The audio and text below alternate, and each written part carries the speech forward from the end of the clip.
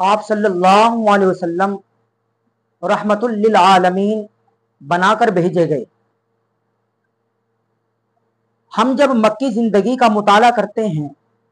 تو آپ صلی اللہ علیہ وسلم کی مکی زندگی ہمیں یوں لگتی ہے، اور مکی زندگی کا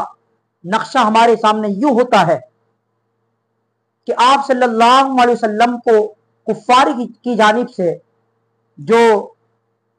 پریشانیاں آئیں اور انہوں نے جو آپ کو ستایا،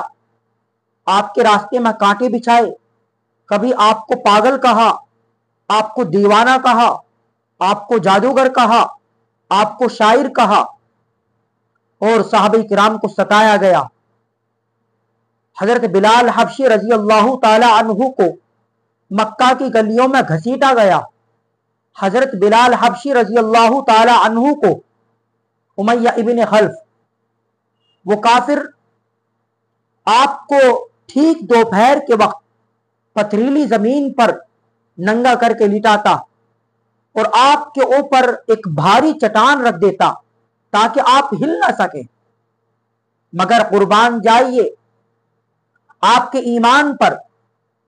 آپ کی ہمت اور بہادری پر، آپ کے جذبے پر، آپ کے حوصلے پر، آپ کی زبان پر احد احد جاری رہتا تھا۔ اللہ ایک ہے، اللہ اکیلا ہے، اللہ تنہا ہے، اس کا کوئی شریک نہیں۔ مگر اس مکی زندگی کے دور میں جو آپ صلی اللہ علیہ وسلم کا جو یہ مکی دور ہے، اس مکی دور کے اندر آپ صلی اللہ علیہ وسلم نے عفو درگزر، معافی آپ صلی اللہ علیہ وسلم کے اخلاق اتنے اچھا اخلاق تھے۔ آپ صلی اللہ علیہ وسلم مکہ میں فاتح بن کر داخل ہو رہے ہیں، اور کفار کو بھی یہ لگتا ہے کہ آج ہماری خیر نہیں ہوگی، جو ہم نے ان پر جو ظلم ڈھائے ہیں ان ظلم کا بدلہ اب یہ ہم سے لیں گے۔ ہندا، وہ خاتون کہ جس نے آپ صلی اللہ علیہ وسلم کے محبوب چچا، پیارے چچا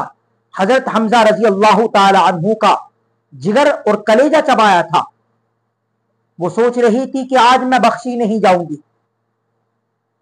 دیگر کفار جنہوں نے آپ صلی اللہ علیہ وسلم کو، آپ کے جانشین صحابہ کرام کو ستایا، ان پر ظلم ڈھائے،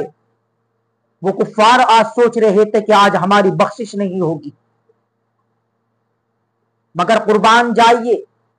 آپ صلی اللہ علیہ وسلم کے اخلاق کریمانہ پر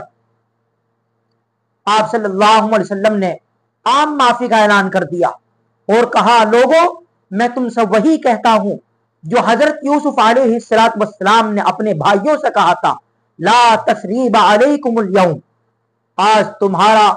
جو قصور ہے میں نے وہ معاف کر دیا، تمہارا کوئی قصور نہیں، تمہاری غلطی کو معاف کر دی گئی۔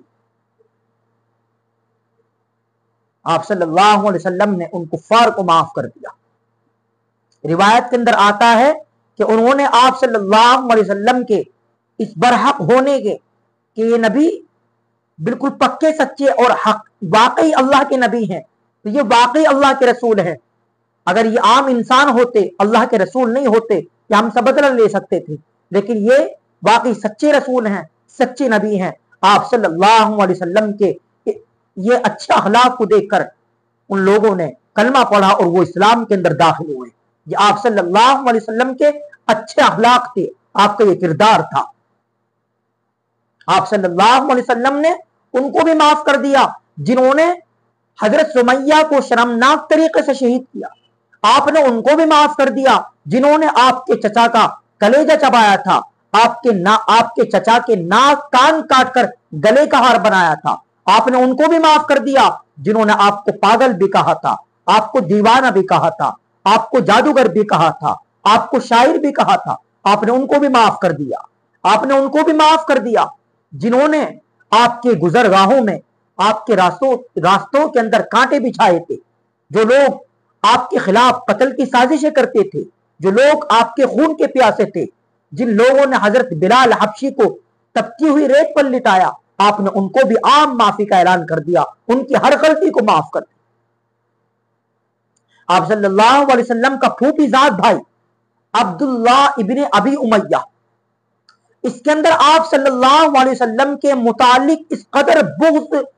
عداوت، دشمنی، نفرت اس قدر کوٹ کوٹ کر بھری ہوئی تھی، آپ اس کی اس بات سے اندازہ لگائیں کہ اس نے آپ صلی اللہ علیہ وسلم کو مخاطب کر کے کہا تھا کہ اگر آسمان سے لے کر زمین تک سیڑھی لگا دی جائے اور اس کے بعد میں فرشتوں کو اپنی آنکھوں سے اترتے ہوئے دیکھوں تب بھی اے محمد میں تجھ پر ایمان نہیں لا سکتا۔ اتنا بڑا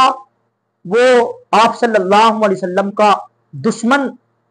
اور اس کے اندر آپ صلی اللہ علیہ وسلم کے متعلق اس قدر بغض، عداوت، دشمنی، نفرت بھری، مگر فتح مکہ کے سفر میں وہ بھی آپ صلی اللہ علیہ وسلم کے اخلاق کو دیکھ کر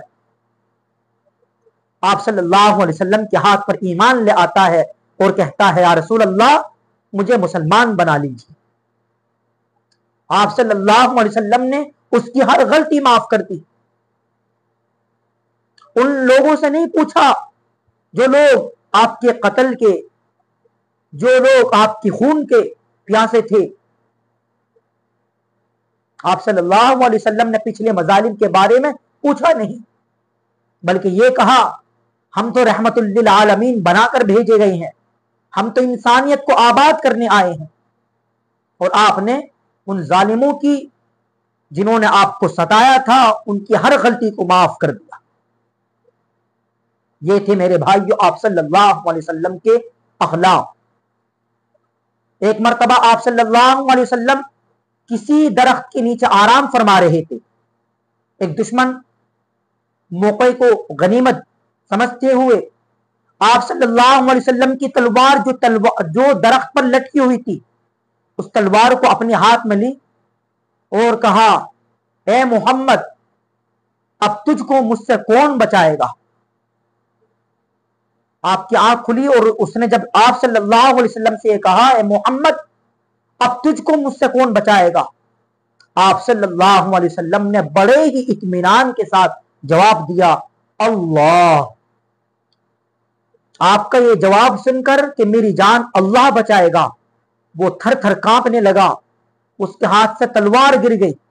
آپ صلی اللہ علیہ وسلم نے اس تلوار کو اپنے ہاتھ میں لی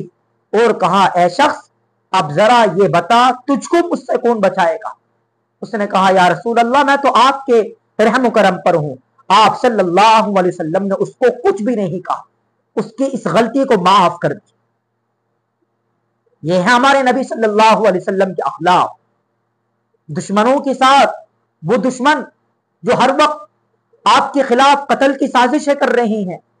آپ کے خلاف پلاننگیں کر رہی ہیں، وہ دشمن جنہوں نے آپ کا بائیکاٹ کر دیا، آپ علیہ الصلوۃ والسلام کے اخلاق دیکھیے کہ آپ ان دشمنوں سے پیار و محبت کا،